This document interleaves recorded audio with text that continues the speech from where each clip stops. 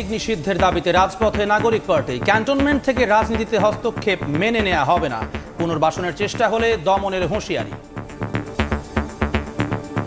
রাজনীতির বিষয়টা আপনার রাজনীতিবিদদেরকে আপনারা দেখতে দিন। ফ্যাসিজমের যত দোষক রয়েছে, সুবিধাভোগী রয়েছে, তাদেরকেও বিচারের আওতায় আমরা নিয়ে আসার আহ্বান জানাচ্ছি। ফ্যাসিবাদী দলকে নিষিদ্ধে 48 ঘন্টার আলটিমেটাম, অভ্যুত্থানে আহতদের গণ অধিকার পরিষদের গণস্বাক্ষর। আওয়ামী লীগকে নিষিদ্ধের কোন ধরনের ঘোষণা কিংবা সিদ্ধান্ত না নেওয়া হয় তাহলে আমরা যারা জুলাই যুদ্ধে আমরা গণজমায়েত হব।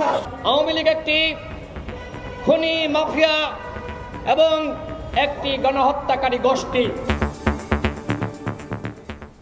দেখছিলেন প্রধান শিরোনাম। সন্ধ্যার সময় সঙ্গে আছি আমি জুম্মান সাদিক জ্যাভলিন এবং আমি আফরোজা মৌটুসী।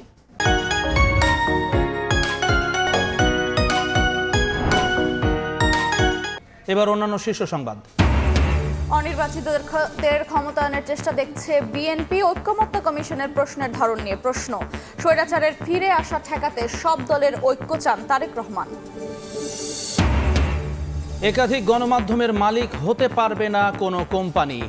সংস্কার কমিশনের প্রস্তাব, বাস্তবায়নযোগ্য সুপারিশ অবিলম্বে কার্যকরের আশ্বাস প্রধান উপদেষ্টার। ঈদযাত্রার জন্য প্রস্তুত সড়ক, রেল, নৌপথ। চলবে বিশেষ ট্রেন। সড়কে ফিটনেসবিহীন বাস চলাচল ঠেকাতে অভিযানে বিআরটিএ ও ডিএমপি। গ্যারেজ থেকে মুচলেকা আদায়। এবং আবাসন ও বাইং হাউস ব্যবসার আড়ালে মাদকের কারবার। হাতিরঝিলে 1.5 লাখের বেশি ইয়াবা সহ বিলাসবহুল গাড়ি জব্দ। স্বামী স্ত্রী সহ গ্রেফতার 4।